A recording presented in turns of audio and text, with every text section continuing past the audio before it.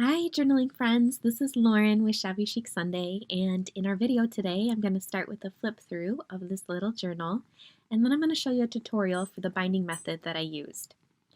I'm using the 3.5 by 5 inch journaling pages from the Cherished Memories collection by Shabby Art Boutique, as well as the Polaroids as the base of my pages. These make for perfect tuck spots to hold the cabinet cards and other ephemera pieces.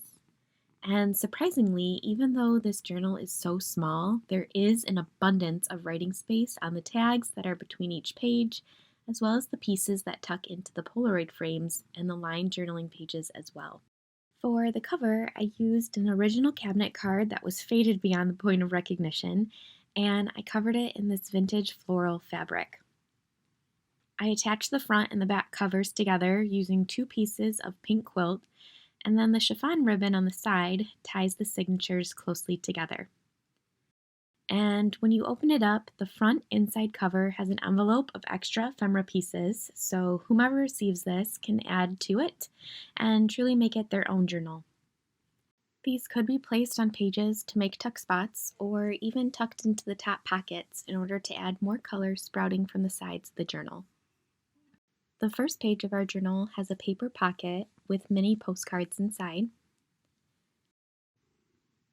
And inside each page is a pocket which holds additional journaling cards or pieces of ephemera like these little flowered tags. The tabs on the top of the cards make it easy to pull out the journaling cards, and you can write on the front and the back side. And as I mentioned before, the base of each page is a journal page, and then I covered it with a Polaroid by gluing the side and the bottom only in order to create a tuck spot. Some space for journaling here, and I also used the postcards for journaling space as well. This is a pressed flower from my yard, and I just laminated it between 2 Polaroids. And then this pocket holds sentiment labels with another journaling card.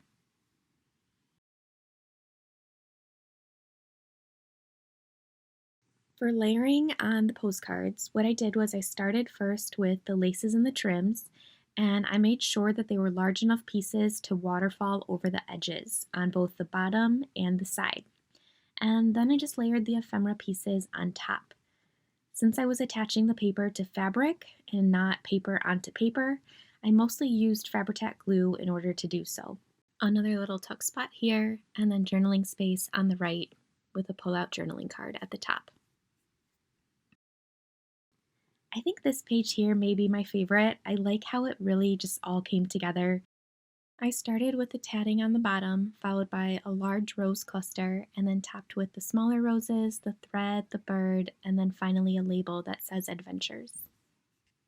And as these images are removable, you could of course use these spaces for your own photos as well.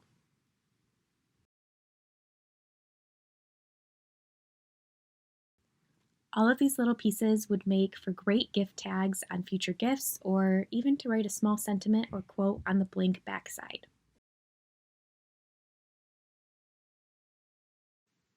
This is now the start of the second signature, and this rose cluster at the bottom serves as a tuck spot for this postcard. There's a blank square beneath the cluster to add your own label. I left this Polaroid square blank just to show off the journaling pages beneath, and the label on this page says Memories. Another little paper pocket tuck spot, and your journaling card inside. As I finish showing you the rest of this journal flip through, I want to explain where the idea came from to try this new binding method. I've been doing this binding method for my last few journals, and the idea was bred from absolute necessity for me. For one, I absolutely hate sewing in signatures, but more so, I could not avoid my journals turning into alligator mouths using the standard signature style. It just wasn't conducive for the style of crafter that I am.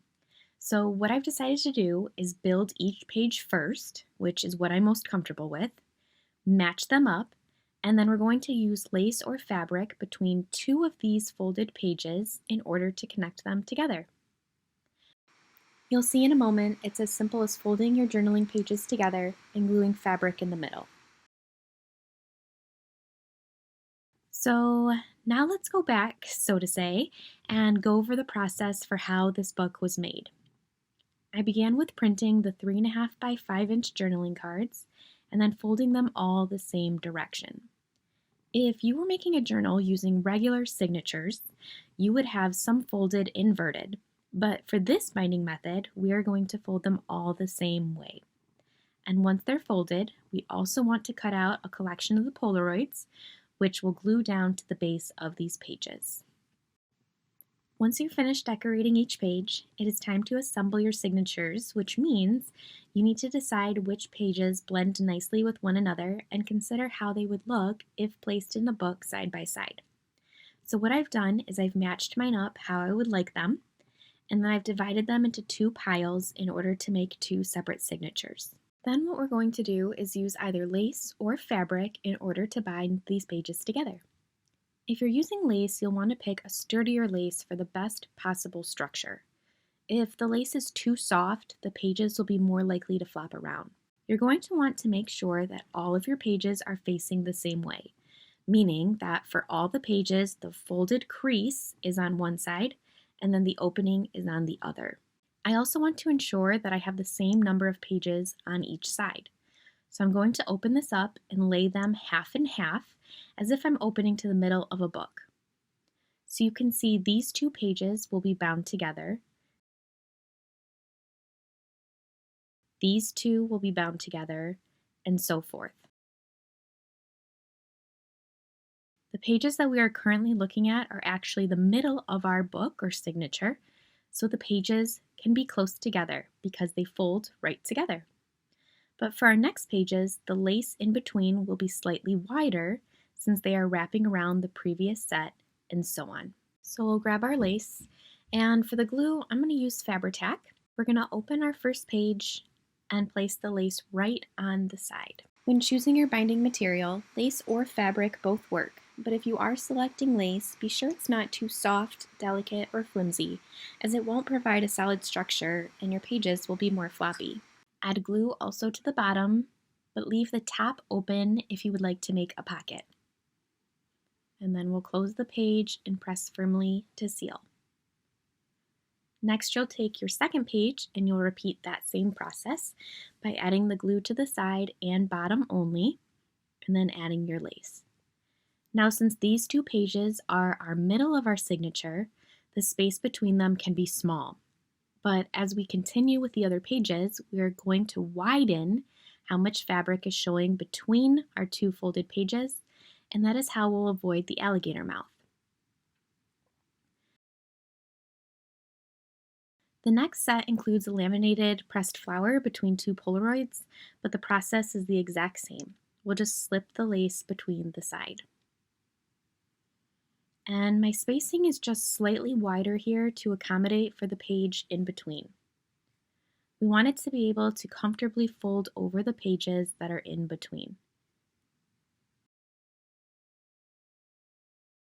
You can see the space here is just slightly wider than our previous one.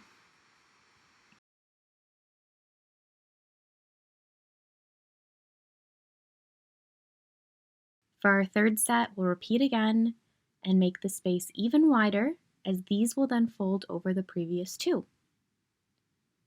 I'm using Fabri-Tac glue because I think it's great to use for this type of project, as it's so gracious in movement, so you can make adjustments as needed in order to ensure your width is the correct size for each.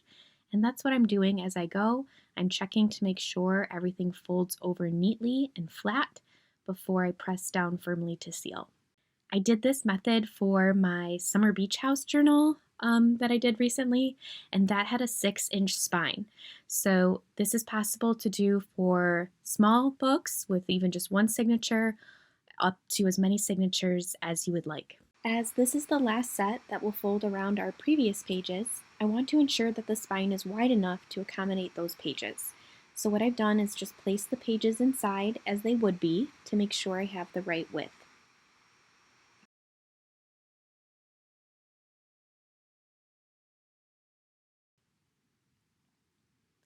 So now I'm going to move on to the second signature and repeat the exact same process, beginning with the pages that are in the center and then giving those a small width and then expanding as I go.